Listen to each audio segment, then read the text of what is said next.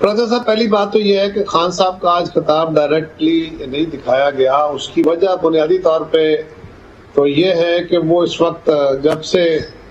اقتدار سے باہر ہوئے ہیں وہ بکھلاہٹ کے عالم میں، کبھی ایک ادارے کبھی دوسرے ادارے پہ حملہ، اقتدار بھی انہوں نے برباد کی ہے، ادارے بھی برباد کرنے کے درپے ہیں. تو اس لیے جو کچھ ہوا ہے اب وہ ڈائریکٹلی سرکاری افسروں کے نام لے کے، کبھی وہ لاہور والے کمشنر کو یا وہاں کے ڈی آئی جی کو دھمکیاں دیتے تھے، کبھی یہاں کے ایس پی او کو، اب آئی جی اسلام آباد کو ڈی آئی جی او فلانے ہو مجسٹریٹ ایک خاتون ہے. اگر اس طرح وہ سرکاری عہدیداروں کو دھمکیاں دیں گے، یہ تو اس ملک کا وتیرہ کبھی نہیں رہا کہ آپ سرکاری افسروں کو، سرکاری عہدیداروں کو اس طرح کی دھمکیاں دینا شروع کر دیں. لہذا جو کچھ ایکشن کیا گیا ہے یہ کوئی خوش آئند تو نہیں ہے، لیکن ایک مجبوری ہے کہ اگر کوئی شخص، اگر کوئی جماعت ایک پالیسی کے تحت یہ عمل شروع کر دیتے ہیں کہ وہ اداروں کو بھی ڈیمولش کریں گے، وہ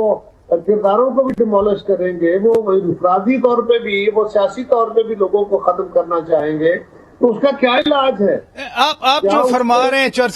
صاحب آپ جو فرما رہے ہیں کہ جو کچھ وہ بیانات دے رہے ہیں اس کے رد عمل میں یہ اقدامات آئے، لیکن عمران خان کہہ رہے ہیں کہ کوئی پلان بنا ہوا ہے پہلے سے، اور جنہوں نے پلان بنایا ہے ان کو وہ پیغام بھی آج دے رہے تھے. کوئی ایسا پلان واقعی بنا ہوا ہے عمران خان کو سیاست سے آؤٹ کرنے کا، پی ٹی آئی کو سیاست سے نکالنے کا؟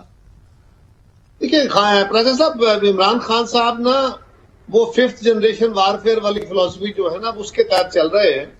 ان کی پوری کوشش ہمیشہ، ان کی پالیٹکس کا جو سب سے بڑا محور ہے نا وہ میڈیا اسٹریٹجی ہے، وہ پرسپشن مینجمنٹ ہے.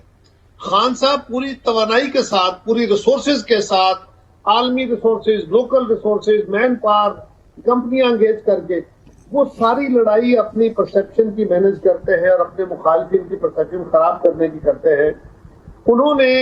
جھوٹ کے سہارے ساری پالیٹکس کی ہے، لیکن لوگوں کو اپنا جھوٹ بیچا ہے. جب انہیں سمجھ آ گئی، راجہ صاحب انہیں پتا تھا کہ میں جو فورن فنڈنگ ہے اس میں میرے ہاتھ صاف نہیں ہے، لہٰذا وہ اس سے بھاگتے رہے. بھاگتے بھاگتے جب ایک وقت آ گیا، 8 سال گزر گئے، اور الیکشن کمیشن کو عدالتوں نے بھی کہا، سیاسی جماعتوں نے بھی کہا، میڈیا نے بھی کہا کہ اس کا فیصلہ کریں. وہ فیصلہ کرنے کے نزدیک آئے تو خان صاحب نے یہ ڈرامہ شروع کر دیا کہ اب مجھے نکالنے کے درپے ہیں، یہ الیکشن کمشنر بڑا خراب ہے، یہ الیکشن کمیشن بڑا خراب ہے. اچانک وہ خراب ہو گئے اور ان کے اوپر حملہ آور ہو گئے.